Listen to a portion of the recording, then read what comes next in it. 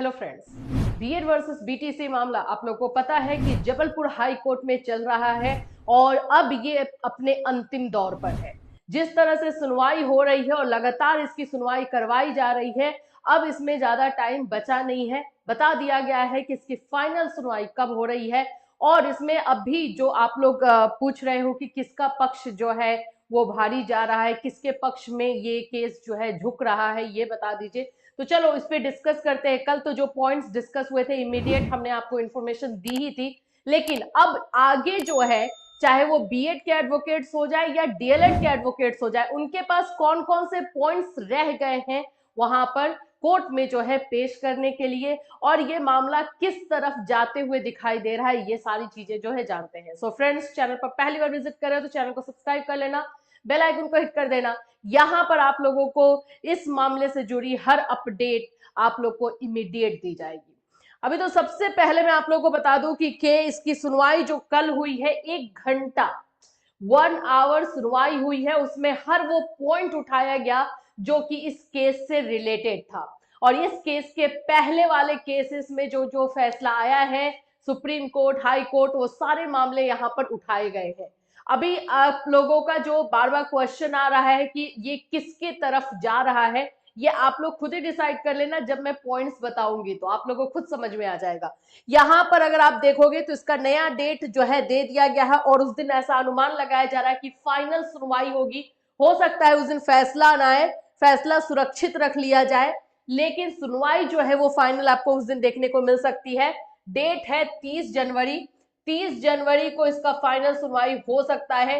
अभी कल की जो सुनवाई हुई है, 25 जनवरी वाली जो सुनवाई है, उसमें डीएलएड की तरफ से, बीटीसी की तरफ से बहुत स्ट्रॉन्ग पॉइंट्स रखे गए और साथ ही साथ जो फैसला, जो ऑर्डर आया है बाकी केसेस में, उसके साथ रखे गए हैं, सुप्रीम कोर्ट के फैसले के साथ रखा गया है।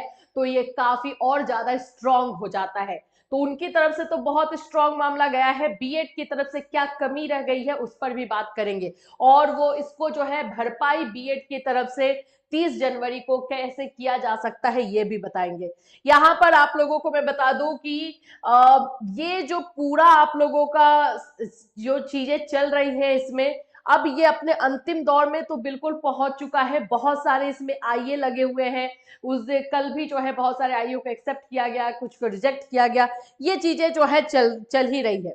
इसमें आप लोगों को जो मैं पॉइंट वाइज बताती हूँ कि कल जो चीजें हुई हैं उसके अकॉर्डिंग देखो, यहां पर जिन पॉइंट्स पर बातें हो रही हैं उस पर अगर हम बात कर ले तो सबसे पहले बात करते हैं डीएलएड और बीटीसी के जो एडवोकेट थे, कल बहुत अच्छी तरीके से हावी रहे, बहुत अच्छी तरीके से उन्होंने अपने पॉइंट्स को रखा प्रूफ के साथ।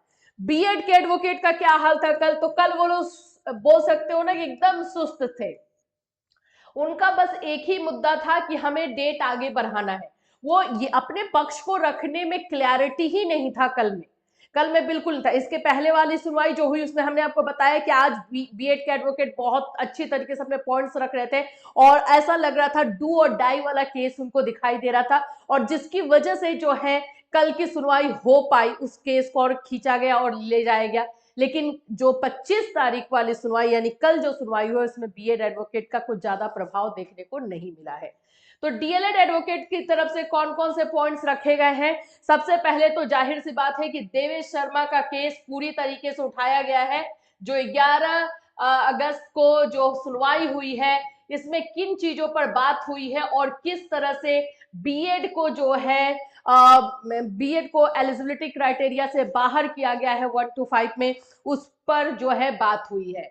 ये एक पॉइंट रखा गया। साथ साथ मैं बता दूंगी ये जो पॉइंट्स रखे गए हैं पूरा बोल सकते हो कि डॉक्यूमेंट्स जो है वो जज साहब के पास थे। एक एक जो चीजें थी पढ़ के बताने वाली, वो तो बीएड के डीएलएड के एडवोकेट ने बताया है। चाहे हम एडवोकेट विज्ञान जी की बात कर ले, चाहे हम मीनाक्षी अरोड़ा जी की बात कर ले, बहुत अच्छी तरीके से केस को रखा गया है। ये बिल्कुल सही है। 11 अगस्त हो गया। सेकेंड नंबर अगर हम पॉइंट बात करते हैं, अर्णव घोष वाले मामले को बहुत अच्छी तरीके से उठा दिया गया है। और जो इसमें खामियां, देखो अर्णव घोष वाले मामले में हमें पता है कि बीएड एडवोकेट्स कहां पे इसका फायदा उठा सकते थे, लेकिन वो लोग कुछ बोल ही नहीं रहे। अर्नव घोष वाले मामले को जो डिसमिस किया गया था वो इस बिना पे किया गया था कि वो ये रिक्रूटमेंट मतलब ये जो है जॉब में नहीं है, ये अपॉइंटी नहीं है, ये भी एक पॉइंट रखा गया था, लेकिन उसको बीएड के एडवोकेट तो भूल ही गए। बस यहाँ पर अर्नव घोष का मामला डिसमिस हुआ, ये बात याद रहा, और इस बात को जो है डीएलएड वाले एडवोकेट्स ने बहुत अच्छी तरीके से रखा है। बीएड के एडवोकेट के पास अब यही मामला बचता है, अर्नव घोष वाले मामले को उठाना है वहां पर और बताना है कि ये डिसमिस क्यों हुआ था। तो यहां पर बताया गया था कि ये अपॉइंटी नहीं है, अपॉइंटी आकर के करे कि हाँ हम जो है अपॉइंट हो चुके हैं, जैसे एमपी वाला मामला है ये अपॉइंटी का मामला है, और जैसे छत्तीसगढ़ वाला मामला है अपॉइंटी का मतलब हो गया कि जो बीएड अभ्यर्थी होकर के नौकरी कर रहे हैं, जॉब में आ चुके हैं, उन लोगों की बात हो रही है। तो इस चीज को इनको उठाना होगा। दूसरा है यहाँ पर जो केस उठाया गया था गुड्डू सिंह वाला केस, जो यूपी वाला है, उसको उठाया गया। उठाया तो जरूर गया, लेकिन उसको अच्छी तरह से एक्सप्लेन नहीं किया गया, खुद में ही लड़ने लगे। आप आर्गुमेंट देखना ना, अगर आप लोगों को नहीं देखा है तो एक बार जा करके देखना, यूट्यूब पे अवेलेबल है, आप जाइए, बहुत सारे चैनल ने चलाया था। अब कहीं ना कहीं देखिए, जितनी मतलब बातें उनको बोलनी थी उसमें क्लैरिटी नहीं थी। एक एडवोकेट बीएड की तरफ से खड़े होकर के बोले कि सर इसको 1 वीक का टाइम दे दीजिए। ऑफकोर्स जस्टिस को, जो जज है, उनको गुस्सा आएगा। उन्होंने बोला बिल्कुल नहीं, मैं इसको अपोज करता हूं बिल्कुल पूरी तरीके से। तो इसका मतलब है कि आप सिर्फ टाइम खींचने के लिए वहां पर गए हैं। वो जोश, वो चीजें जो एक दिन पहले उन लोगों में दिखाई दे रही थी, कल बिल्कुल नहीं दिखाई दी है। अब यहां पर अगर हम बात करें तो यहां पर बात यह भी उठाई गई है कि जो बार बार केस डिसमिस हो रहा है, जो सुप्रीम कोर्ट के द्वारा हो रहा है, वो छोटी बात नहीं है। तीसरा जो इसमें इंपॉर्टेंट पॉइंट उठाया गया है, राजस्थान हाईकोर्ट के मामले को उठाया गया है, और यह भी बताया गया है कि राजस्थान हाईकोर्ट का मामला जो है 25 नवंबर 2021 को, ये 2018 के गैजेट को जो है मतलब कि क्वेश्चन किया गया है, उसको जो है अमान्य घोषित किया गया है। तो ये उस दिन से ही लागू होना चाहिए, क्योंकि सुप्रीम कोर्ट का फैसला भी जो आया है उसने राजस्थान के फैसले को अपलिफ्ट किया है। तो इसलिए ये एक मामला हो गया। चौथा जो पॉइंट इन लोगों ने उठाया है, सब्जेक्ट टू आउटकम का उठाया है कि एमपी में जो रिक्रूटमेंट हुआ है वो सब्जेक्ट टू आउटकम था। सब्जेक्ट टू आउटकम का इंपॉर्टेंस आप लोग खुद जानते हो, जिसमें ये बताया जाता है कि अगर आपकी नौकरी हो रही है तो ये मामला उस डिसीजन के अंतर्गत है, अगर उसमें किसी तरह का ऐसा डिसीजन आएगा तो आपके ऊपर असर हो सकता है। तो ये सब्जेक्ट टू आउटकम का भी मामला उठाया गया। इतने सारे स्ट्रॉन्ग पॉइंट डीएलएड की तरफ से दिए गए। बीएड की तरफ से जो भी 2 पॉइंट को उठाना था, ये गुड्डू सिंह का मामला इनकम्प्लीट तरीके से उठाया गया। तीसरा जो है, इसमें टाइम मांगा जा रहा है कि हमें और टाइम दीजिए। इस पे जस्टिस बिल्कुल नाराज हो गए कि 2022 से ये मामला चल रहा है, अभी तक हम इस कंक्लूजन पर नहीं आए हैं, हमें फैसला देना होगा। तो क्या इस तरह से हम केस जीत पाएंगे? इस तरह से बीएड अभ्यर्थी केस जीत पाएंगे? बिल्कुल भी नहीं। और ये होता है कि केस पे स्टडी करना, एग्जैक्टली पॉइंट वाइज, इसमें से कौन सा पॉइंट आप कैंसिल कर सकते हो, हटा सकते हो, और जिस तरह से रखा गया है कोई नहीं। तो यहां पर जो 30 जनवरी को सुनवाई होने वाली है, उस दिन बीएड के एडवोकेट्स को तैयार होकर के आना होगा। टाइम अब आपको नहीं मिल पाएगा, ये जस्टिस शील नागू ने पूरी तरीके से क्लियर कर दिया है।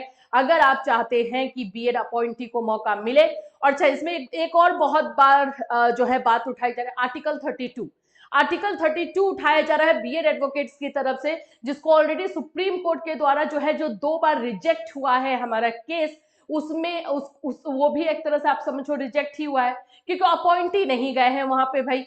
तो ये मामला, और ये जो अभी छात्र वेलफेयर वाला हुआ, उसमें तो बहुत सारी चीजें ही छुपाई गई थी, तो उसमें 10,000 का जुर्माना लग गया। ये भी एक जो है हमारे लिए बोल सकते हैं कि गलत हो गया है, क्योंकि इन सभी चीजों का आप रेफरेंस जो है एमपी हाई कोर्ट में दिया जा रहा है।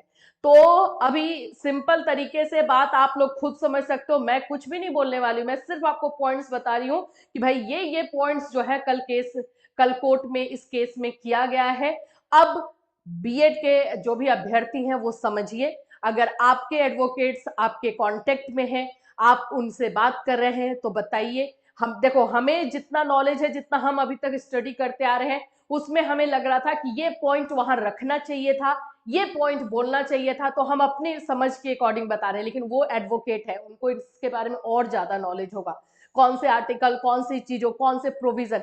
अच्छा, एक क्वेश्चन जो है जस्टिस शील नागू का बार बार आ रहा है कि जो भी अपॉइंटी है, बीएड अपॉइंटी है, आप उनको सेव करना चाहते हो तो किस प्रोविजन के अंतर्गत सेव करोगे, ये बताओ। तो आप लोग आर्टिकल 32 बोल रहे हो, उसको प्रूव करो, उसे आपको प्रूव करना पड़ेगा, तभी जाकर के ये चीजें होंगी। तो फिलहाल एमपी हाई कोर्ट में ये मामला यहां तक पहुंचा है। 30 तारीख को हम पूरी तरीके से इस केस पर बने हुए रहेंगे।